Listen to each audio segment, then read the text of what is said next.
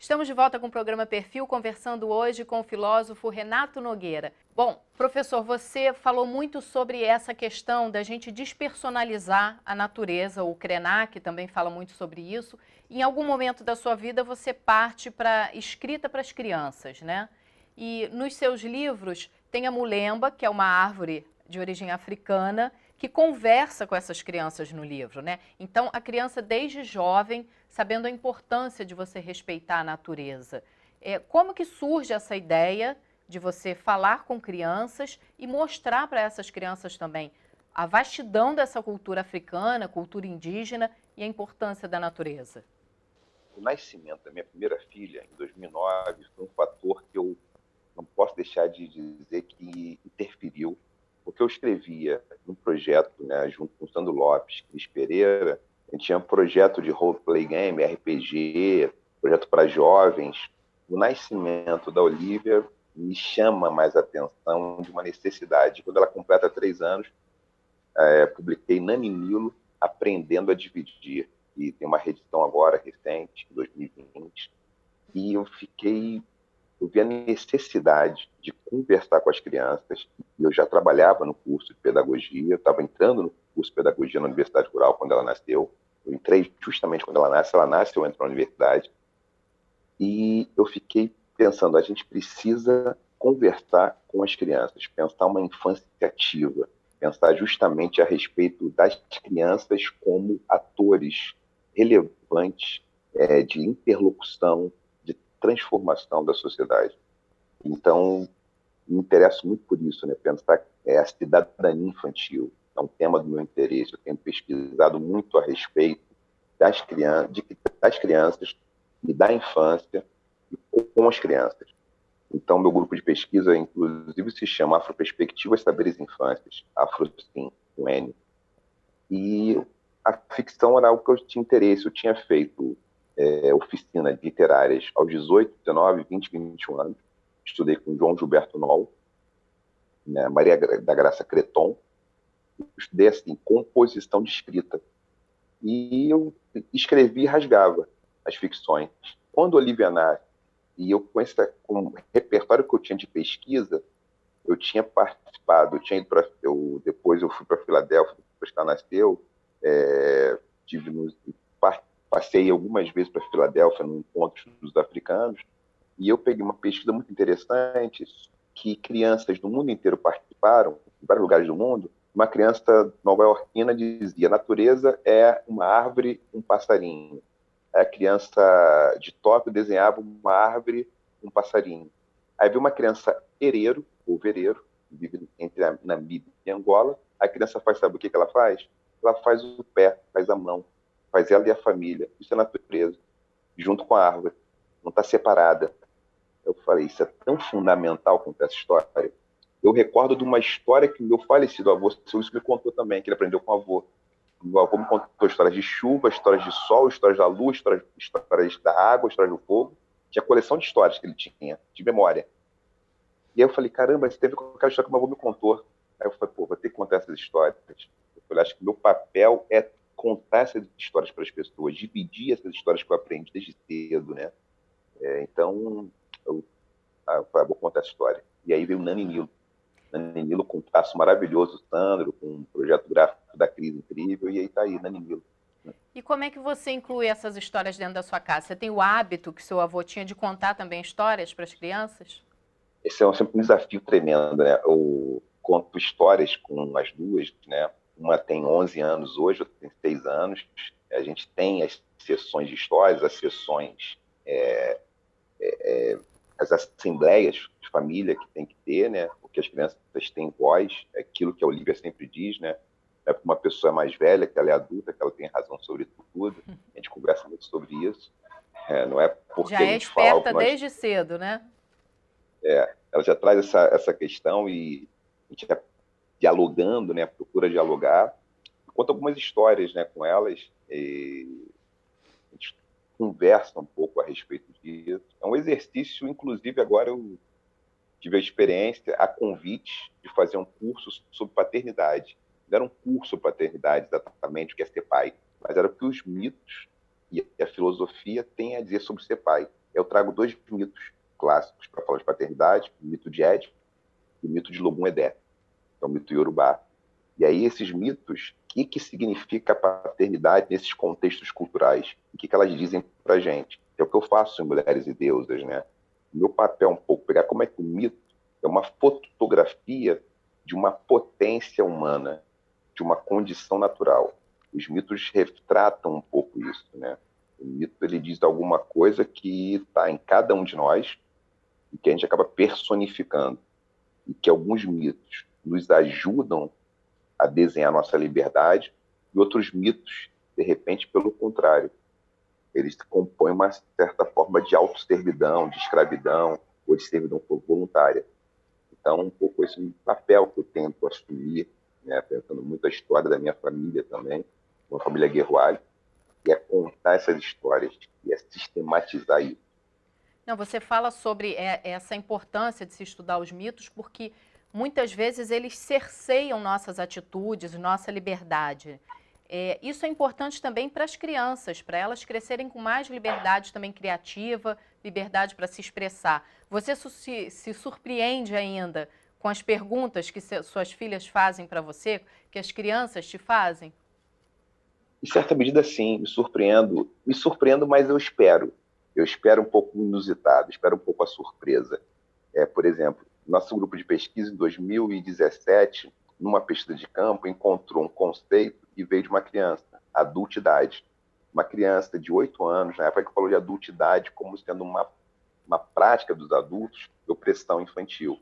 Ela comenta isso, ela fala adultidade, isso ela fala, e a gente, na conversa, no nosso grupo de pesquisa, que eu tinha um grupo focal com crianças de 6 a 10 anos, e a gente fazia atividade de teatro, de desenho, de assistir filme numa escola, a escola que foi parceira da minha pesquisa nessa época, eu continuo com parcerias com escolas, e a gente conseguiu escutar isso da criança e pediu licença, vamos escrever sobre isso, vamos escrever sobre essa adultidade, e começamos a escrever sobre isso. A palavra veio da criança. Eu até dou os créditos para essa criança, está lá o nome dela, nos artigos.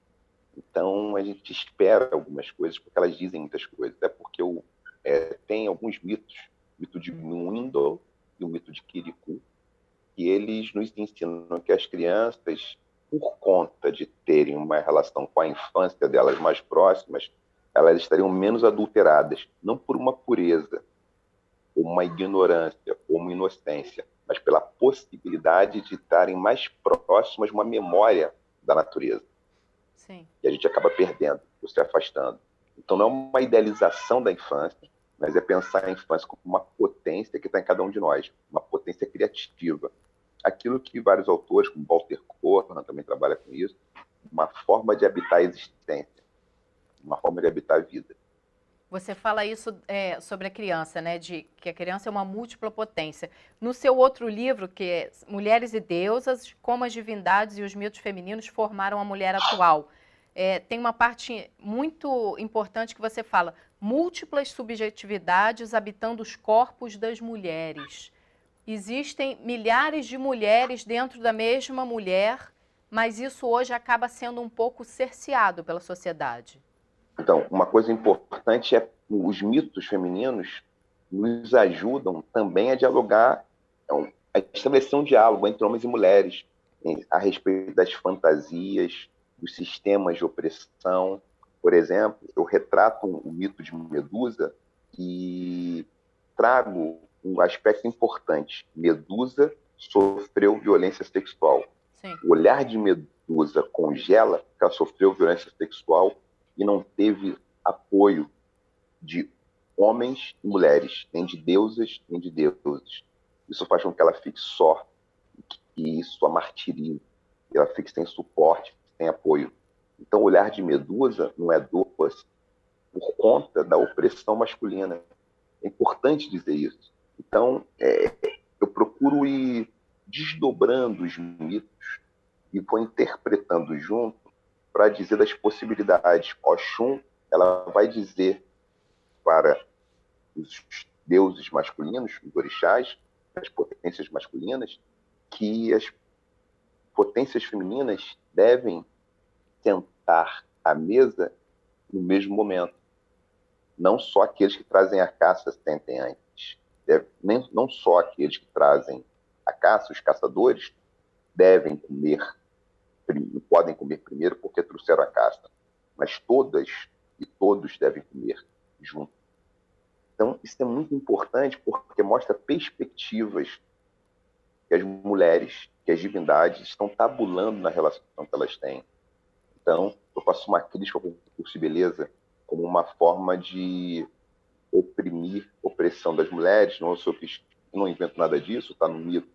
Várias feministas negras, várias feministas têm apontado isso, para esse caminho, porque é uma maneira de configurar uma obsessão das mulheres por juventude e beleza. Ou seja, as meninas são muito elogiadas pela beleza mais que os meninos. Os meninos não precisam ser bonitos para ser... Um menino não precisa ser bonito para ser feliz. A menina é como se ela fosse plasmada desde cedo, que ela tem que ser bela para ser feliz. Os concursos de beleza acabariam, essa é uma hipótese, os concursos de beleza acabariam, essa é uma hipótese, por reforçar esse imaginário. Então, o papel com os mitos é apresentar, caramba, esse mito aqui faz mal, esse mito faz bem. Não vou responder exatamente, não dou uma resposta, apesar de que eu interpreto Pandora, eu faço uma interpretação no final. O que Pandora nos diz quando ela guardou a esperança? Não deixa a esperança sair, porque ela faz isso. Não devemos condenar Pandora, devemos compreender a função de Pandora, porque só ela fez isso. Está no final do livro, quem estiver lendo agora, não vou dar spoiler, mas não pode contar o seja... final. Mas você mostra que é importante a gente ler não somente sobre os mitos, sobre filosofia de várias partes do mundo, para a gente poder ampliar também esse conhecimento e tirar um pouco dessa carga que a gente carrega querendo se enquadrar em padrões que quase sempre são inatingíveis, né? Sim, sim. E tem uma coisa em relação aos mitos, vou fazer uma metáfora, uma analogia, não sei se ela é muito boa, que me ocorre agora. Mas se nós pensarmos que os repertórios culturais, repertórios míticos, eles são como se fossem ferramentas. Michel Foucault usa a expressão caixa de ferramentas para falar de teoria, pensar os mitos. Não existe uma ferramenta que sirva para tudo. Se a gente ampliar isso para uma esfera de produção política, os mitos fundamentam práticas políticas. O que ocorre? O Ocidente tem uma caixa de ferramentas, um conjunto de ferramentas, é como se ela servisse para tudo. Não serve. É necessário, é urgente ampliar o repertório. Se a gente não amplia o repertório, né, de tecnologias culturais para a vida, a gente vai ter mais dificuldade de manter a vida, de manter o planeta. Um dos debates que era muito feito em torno da Covid-19 foi justamente uma vacina para a Covid ou uma vacina para o planeta. Uma vacina de como nós devemos nos relacionar com a realidade, com o meio ambiente.